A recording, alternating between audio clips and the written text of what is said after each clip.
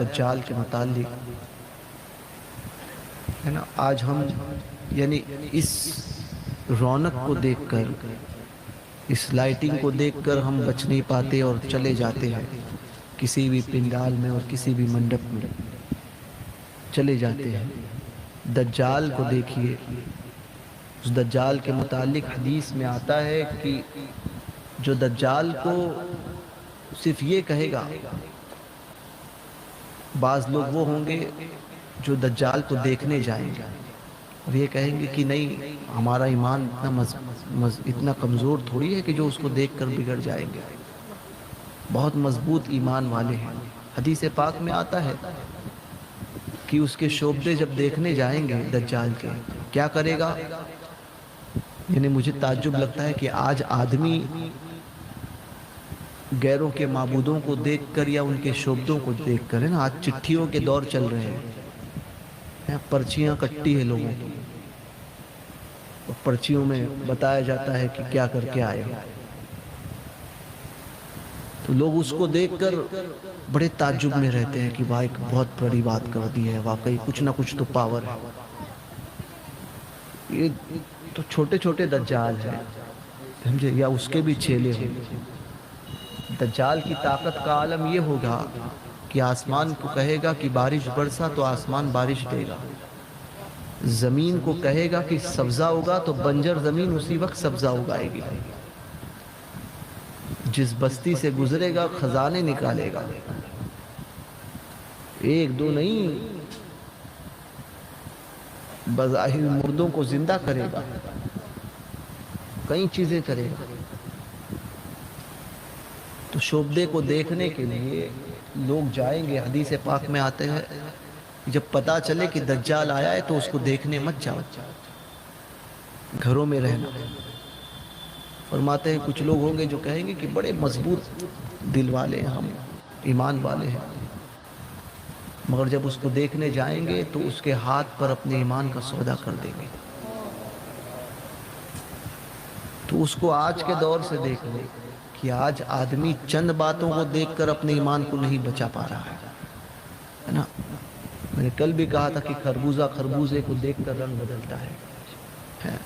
بد مذہب کی صحبت میں 4 دن رہنے سے 5ویں دن وہ بھی خود ویسا ہی پلپلا ہوتا ہے۔ آپ دیکھتے نہیں ہو، ہوا ہے نا یہ، کہیں رشتہ داری ہو گئی تو پھر اس کا ماحول پہلے جو سخت تھا بد مذہب سے، جیسے ہی رشتہ داری ہوئی، بیٹی دی یا بیٹی لی، تو پھر 4 دن بعد اس کا حال یہ ہوتا ہے کہ پھر وہ کہتا ہے نہیں، وہ بھی اپنی جگہ پر ٹھیک ہے، ہمیں کیا کرنا ہے۔ پہلے ٹھیک ہے کہتا ہے، ہمیں کیا کرنا ہے کہتا ہے، پھر آہستہ آہستہ آہستہ آہستہ اسی کی بولی بول کر اسی جیسا ہو جاتا ہے۔ تو ایک بد مذہب کی صحبت سے ہم اور آپ نہیں بچ سکتے، اس کے فریب میں آ جاتے ہیں تو پھر تو دجال ہوگا۔ ایک روایت میں ہے کہ حضرت آدم سے لے کر صبح قیامت تک کے جتنے انسان ہوئے اور اس درمیان جتنے فتنے ہوئے، اس سے بڑا فتنہ اور کوئی نہیں جو فتنہ دجال ہوگا۔ اس درمیان اس وقفے میں جتنے فتنے ہوئے ہیں، دجال سے بڑھ کر فتنہ کوئی نہیں ہوگا۔ اور ایک روایت میں حدیث پاک کا مفہوم جس کو شارحین حدیث نے جس کی تشریح فرمائی، وہ فرماتے ہیں کہ دجال کو دیکھ کر سب سے زیادہ اس کے قریب کون ہوں گے، یا جو اس کے فریب میں آنے والے کون لوگ ہوں گے، تو حدیث میں آتا ہے کہ وہ لوگ جو یہود و نصارہ کی مشابہت کرتے تھے، یعنی ان کے جیسا لباس، ان کے جیسے بالوں کو کاٹنا، داڑھی منڈانا، ان کے جیسے کھانا پینا، ان کے جیسا رہنا، ان کے جیسا پہننا، یہ ساری چیزیں جو یہود و نصارہ کی پیروی کرے گا، حدیث میں آتا ہے کہ وہ دجال کے فریب میں سب سے جلدی آئے گا، وہ اپنے ایمان کو گوائے گا۔ تو آپ سوچئے کہ آپ کس دور میں جی رہے ہیں۔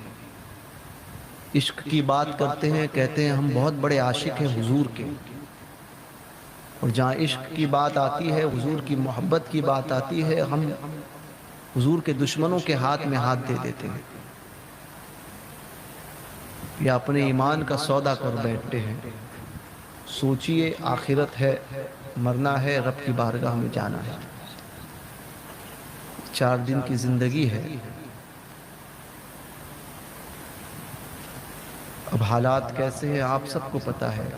حالات کا رونا رونا چھوڑیے، ایک کام ہم کر سکتے ہیں اپنے رب کو راضی کرنے کا، جو ہمارے اختیار میں ہے۔ اس اعتبار